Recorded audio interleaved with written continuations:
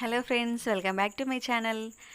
ఈరోజు మన వీడియో వచ్చేసి బీరకాయ పచ్చడిని ఎలా ప్రిపేర్ చేసుకోవాలో చూద్దామండి. ఈ పచ్చడి చాలా టేస్టీగా ఉంటుంది. మీకు బీరకాయ పప్పు నచ్చకపోతే కనుక ఇలా పచ్చడి చేసుకొని తినండి, చాలా టేస్టీగా ఉంటుంది. ఈ పచ్చడి కోసం ముందుగా మనము స్టవ్ వెలిగించేసి ఒక బాండీ పెట్టుకోండి.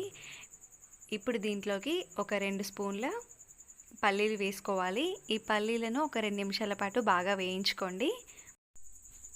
పల్లీలకు బదులుగా మీరు ఇక్కడ నువ్వులు కూడా యాడ్ చేసుకోవచ్చండి. నువ్వులు వేసినా కూడా టేస్ట్ చాలా బాగుంటుంది. నేను ఇక్కడ పల్లీలు వేసాను. ఈ పల్లీలు కాస్త ఫ్రై అయిన తర్వాత వీటిని ఒక ప్లేట్లోకి తీసుకోవాలి.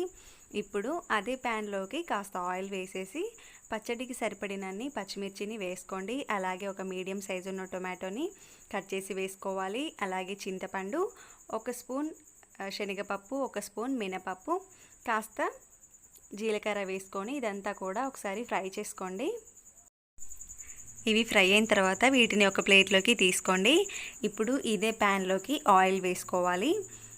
ఆయిల్ హీట్ అయిన తర్వాత దీంట్లోకి మనము కట్ చేసుకున్న బీరకాయ ముక్కల్ని వేసుకోవాలండి. నేను ఇక్కడ 1/2 kg బీరకాయలు తీసుకొని ఇలా సన్నగా కట్ చేసి పెట్టుకున్నాను. ఇప్పుడు వీటిని మనము ఫ్రై చేసుకోవాలండి. దీంట్లోకి కాస్త పసుపు యాడ్ చేసుకొని ఒక 5 నుంచి 10 నిమిషాల పాటు స్టవ్ని మీడియం ఫ్లేమ్లో పెట్టుకొని నిదానంగా ఫ్రై చేయండి. అప్పుడే దీంట్లో ఉన్న పచ్చి స్మెల్ అంతా కూడా పోయి ఈ బీరకాయ ముక్కలు అనేవి బాగా ఫ్రై అవుతాయి. అప్పుడు మనము మిక్సీ చేసుకోవాలి. ఇప్పుడు దీనిపైన మూత పెట్టేసుకొని ఒక 10 నిమిషాలు బాగా ఉడకనివ్వండి. ఇప్పుడు ఒక 10 నిమిషాల తర్వాత మూత తీసుకొని చూద్దామండి. ఇక్కడ బీరకాయ ముక్కలు బాగా మగ్గిపోయాయి. ఇప్పుడు స్టవ్ ఆఫ్ చేసుకొని వీటిని చల్లారబెట్టుకోవాలి. ఇప్పుడు మనము ఇందాక ఫ్రై చేసుకున్న మినపప్పు, శనగపప్పు, పచ్చిమిర్చి, టొమాటో, జీలకర్ర, చింతపండు ఇవన్నీ ఉన్నాయి కదా, వీటిని మనము మిక్సీ చేసుకోవాలండి. ఇప్పుడు వీటిలోకి పొట్టు తీసిన వెల్లుల్లి రెబ్బల్ని వేసుకోవాలి.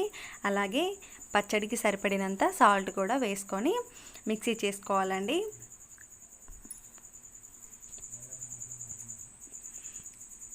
ఇప్పుడు ఇలా మొత్తం నలిగిపోయిన తర్వాత దీంట్లోకి మనము ఫ్రై చేసుకున్న బీరకాయ ముక్కల్ని వేసుకొని కొద్దిగా వేసుకుంటూ మెత్తటి పేస్ట్ లాగా గ్రైండ్ చేసుకోవాలి.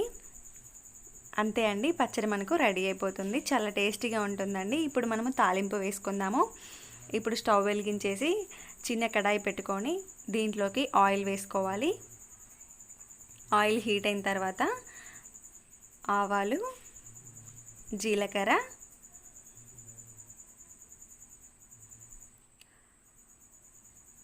కరివేపాకు, ఎండుమిర్చి, పసుపు వేసుకొని తాలింపు రెడీ చేసుకోవాలండి. ఈ తాలింపు కొంచెం ఫ్రై అయిన తర్వాత చట్నీలోకి వేసుకొని తింటే చాలా టేస్టీగా ఉండే బీరకాయ పచ్చడి రెడీ అయిపోతుంది. మీరు కూడా ఒకసారి ట్రై చేయండి, టేస్ట్ చాలా బాగుంటుందండి. మీకు బీరకాయ పప్పు కానివ్వండి, లేకపోతే బీరకాయ టొమాటో తిని బోర్ కొట్టే వాళ్ళకి ఇలా పచ్చడి చేసుకొని తింటే చాలా టేస్టీగా ఉంటుంది. ఒకసారి ట్రై చేయండి. ఈ వీడియో మీకు నచ్చితే లైక్ చేయండి, షేర్ చేయండి, కామెంట్ చేయండి. అలాగే మన ఛానల్ని సబ్స్క్రైబ్ చేసుకోండి. Thank you for watching.